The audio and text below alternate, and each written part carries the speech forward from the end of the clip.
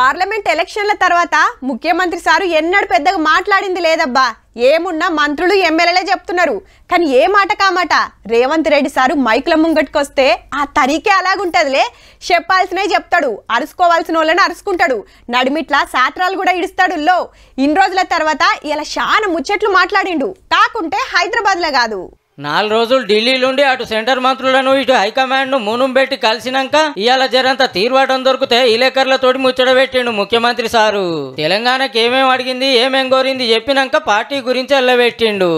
నాకు ఈ బాధ్యత నుంచి తప్పించి సమర్థవంతమైన వాళ్లకు సామాజిక న్యాయంతో పాటు కొత్త పిసిసి అధ్యక్షుని నియమించండి అని చెప్పి కొందరు లీడర్లు ఆల్రెడీ ఢిల్లీలో పైరోలు చేస్తూనే ఉన్నారు. పీసీసీ మాకే ఇయ్యాలని, కొత్త మంత్రులను కూడా తీసుకుంటారని చర్చ నడుస్తుంది కదా సారు.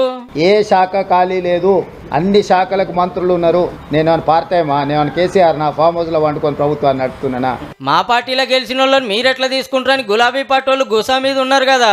ఇదే మాట అడిగితే 100 ఎలుకలు తిన్న పిల్ల అంటే తీర్థయాత్రలు పోయిందంట. సిగ్గుండాలి కేసీఆర్ కు. 61 మంది ఎమ్మెల్యేలను ఎమ్మెల్సీలను ఎంపీలను తీసుకున్నాడు. ఫస్ట్ తెలంగాణ అమరవీరుల స్థూపం దగ్గరకు వచ్చి ముక్కు 3 ఇంచులు అరిగేటట్టు నేలకు రాయాలి. అప్పట్లో మీ దాంట్లోకి వెళ్ళి గుంజిండ్రని ఇప్పుడు మీరు గుంజుతామంటే ఎట్లా సీఎం సారు? మెజారిటీతో ఉన్న ప్రభుత్వాన్ని 3 నెలల్లో పడగొడతామని బీజేపీ బీఆర్ఎస్ రోడ్ల మీద రంకెలేస్తుంటే మరి గాలికి వదిలేయాలన్నా వాళ్ళు ఎటు చేస్తే అట్లా? అప్పుడు బీఆర్ఎస్ కి 88 మంది ఎమ్మెల్యేలు ఉన్నా కాంగ్రెస్ లకి వెళ్ళి డజన్ మందిని పట్టుకపోయినరు. ఇప్పుడు వీళ్ళు 64 మంది ఎమ్మెల్యేలే గెలిస్తే ఏహే పాడిపోతుంది ఊడిపోతుంది అనబట్టి ఇంత పనికి ఉన్నారని అసెంబ్లీలో బలం పెంచుకునే పనులు ఉన్నారట. చేతబడి చేసి వాడు ఊర్లో ఉన్న జనాలను చంపుతుంటే చూసుకుంటూ ఊరుకుంటామా? వాని చెట్టు గట్టేయమా? తాళ్ళతో బంధించమా? ఉన్నోళ్ళం కాపాడుకుంటానికి ఫామ్ హౌస్ లో మీటింగులు పెడుతుంటే ఈసారేమో గిట్లనబట్టే. మొన్నటి వరకు గేట్లకు రాని అని ఎమ్మెల్యేలను పిలిచి భోజనాలు పెట్టే కాడికి వచ్చింది. తలుపులు మూసి కాళ్ళు పట్టుకుంటుండో కడుపులో తలకాయ పెడుతుండో నాకైతే తెలియదు, కానీ వాళ్ళు నమ్ముతారా?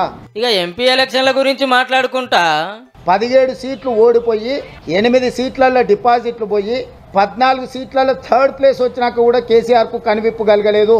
కేవలం కాంగ్రెస్ ను ఓడించడం కోసం మొత్తం గంపగుత్తగా తీసుకుపోయి బీజేపీ కోట్లు వేసిరు. ప్రజల తప్పు అన్నట్టుగా మాట్లాడుతున్న వాళ్ళకి ఓట్లు లేకపోవడం. గివుల్లా ఢిల్లీలో సీఎం సార్ మాట్లాడిన ముఖ్యమైన ముచ్చట్లు.